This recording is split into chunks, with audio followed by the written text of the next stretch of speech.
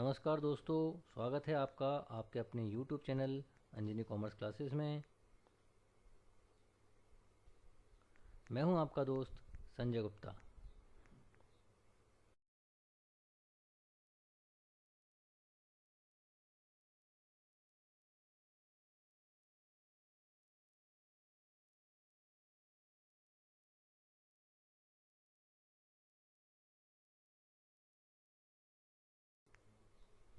आज के इस वीडियो में मैं आपके लिए बहुत ही इंटरेस्टिंग और अच्छा टॉपिक लेकर आया हूं,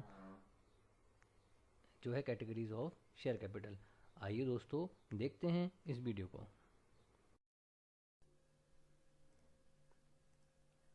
कैटेगरीज ऑफ शेयर कैपिटल, इसमें हम डिस्कस करेंगे ऑथराइज कैपिटल के बारे में, इशूड एंड सब्सक्राइब्ड कैपिटल के बारे में, paid up and called up capital के बारे में, अनकॉल्ड अप कैपिटल और रिजर्व कैपिटल।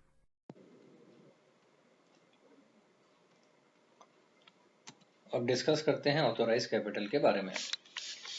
तो कंपनी का जो प्रमोटर होता है, जब कंपनी को इनकॉर्पोरेट करता है तो उसको नेसेसरी डॉक्यूमेंट्स तैयार करने पड़ते हैं कंपनी के इनकॉर्पोरेशन के लिए, और वो सारे डॉक्यूमेंट्स लेकर कंपनी के रजिस्ट्रार ऑफिस जाता है।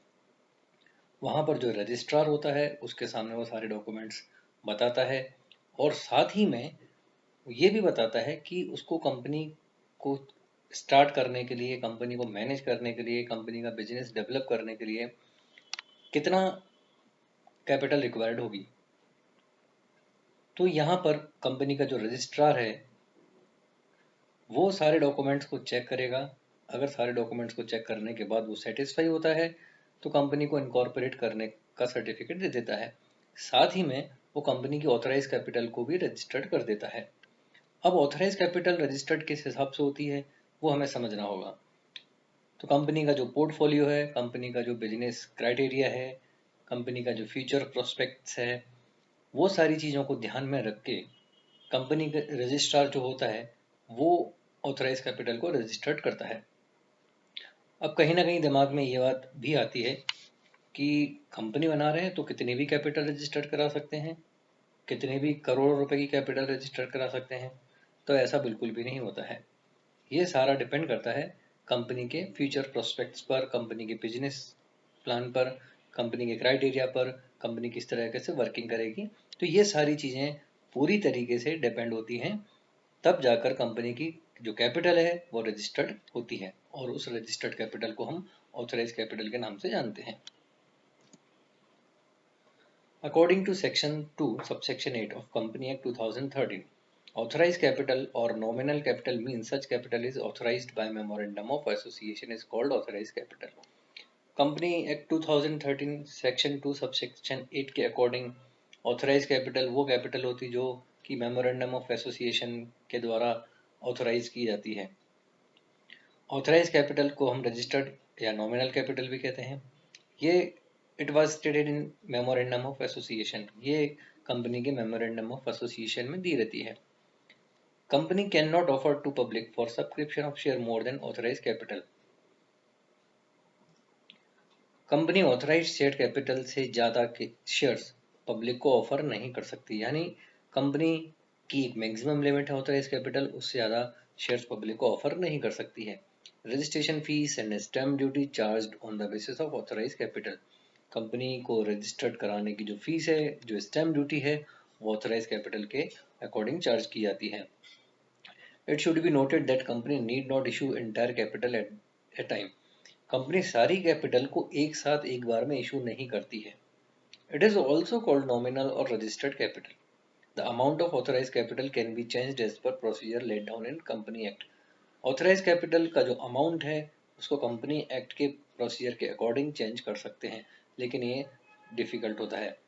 ऑथराइज कैपिटल को बैलेंस शीट के liability side share capital head में शो करते हैं, मगर याद रखिए ऑथराइज कैपिटल को टोटल में इंक्लूड नहीं करते हैं, सिर्फ शो किया जाता है।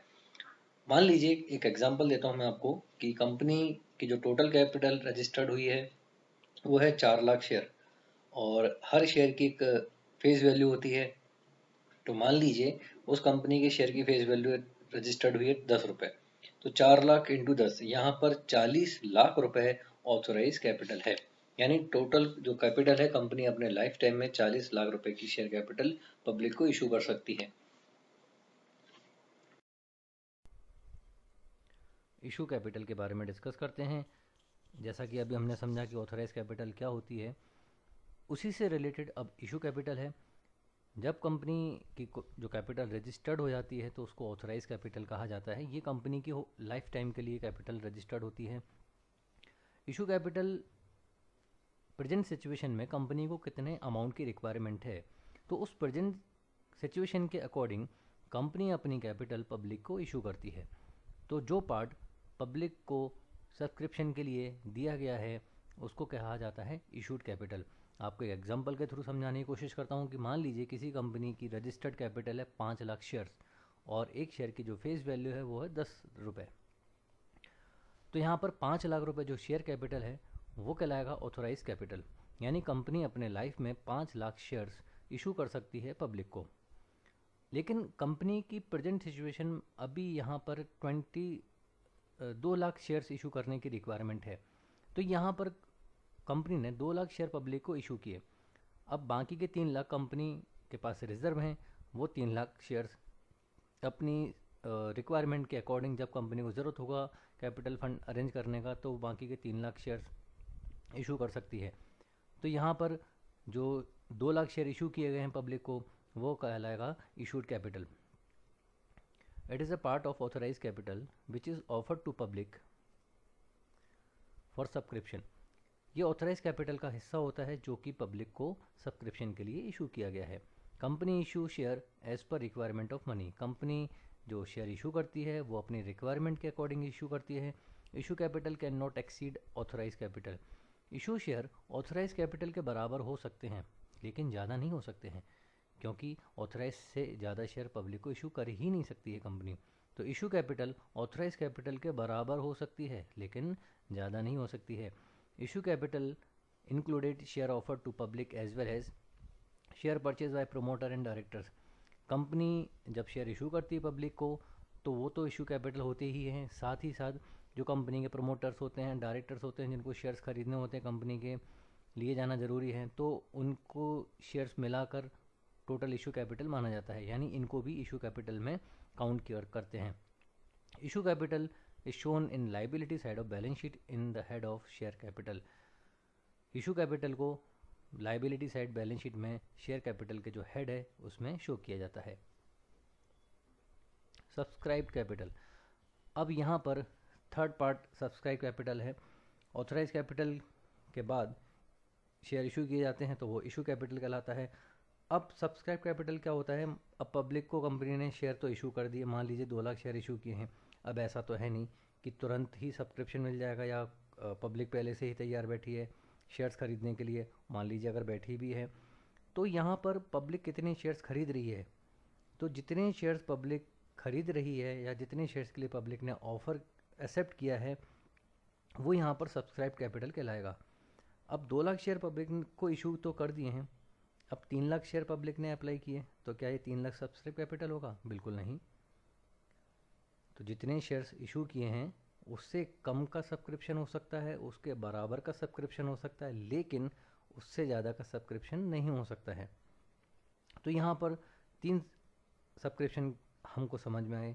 पहला फुली सब्सक्राइब यानी 2 लाख शेयर इशू किए, पब्लिक ने 2 लाख ही खरीद लिए, तो ये कहलाएगा फुली सब्सक्रिप्शन।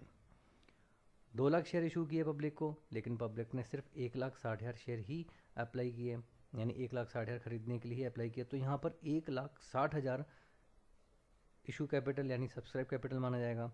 और कंपनी ने 2 लाख शेयर इशू किए और पब्लिक ने मान लीजिए 3 लाख शेयर्स के लिए अप्लाई कर दिया, तो इसको बोलते हैं over subscription.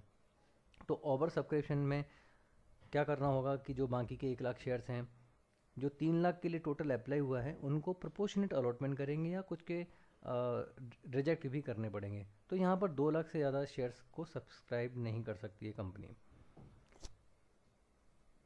It is a part of issued capital which was actually subscribe by the public. ये इशू कैपिटल का वो पार्ट है जो कि एक्चुअली पब्लिक ने सब्सक्राइब किया है। Subscribe capital and issue capital should be equal. Subscribed capital और इशू कैपिटल बराबर होनी चाहिए।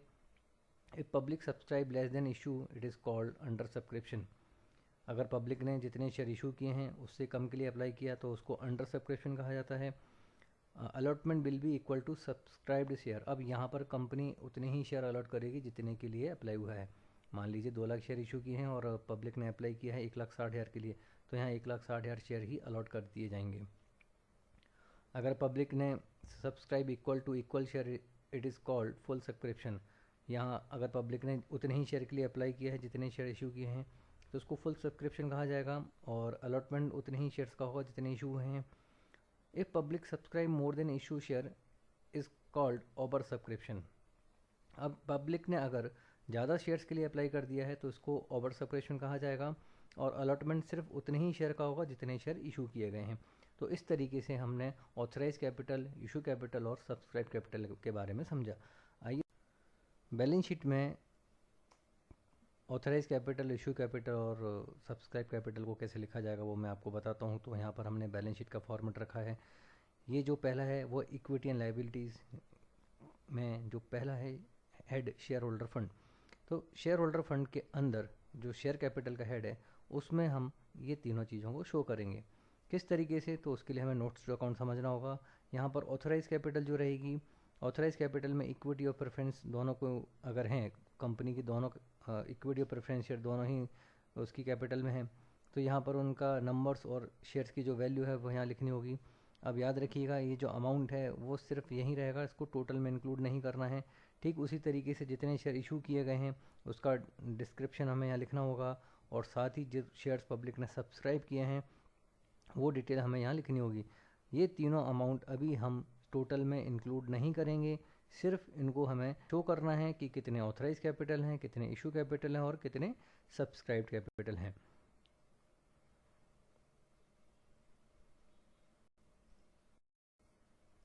इस टॉपिक में हमने समझा कि कंपनी की ऑथराइज कैपिटल क्या होती है, इशू कैपिटल क्या होती है और सब्सक्राइब्ड कैपिटल क्या होती है। उम्मीद करता हूँ आपको ये वीडियो पसंद आएगा। Thank you for watching this video. अगर आपको ये वीडियो पसंद आए तो मेरी वीडियो को लाइक करिए, चैनल को सब्सक्राइब करना मत भूलिएगा। आप अपना ध्यान रखिएगा। नमस्कार।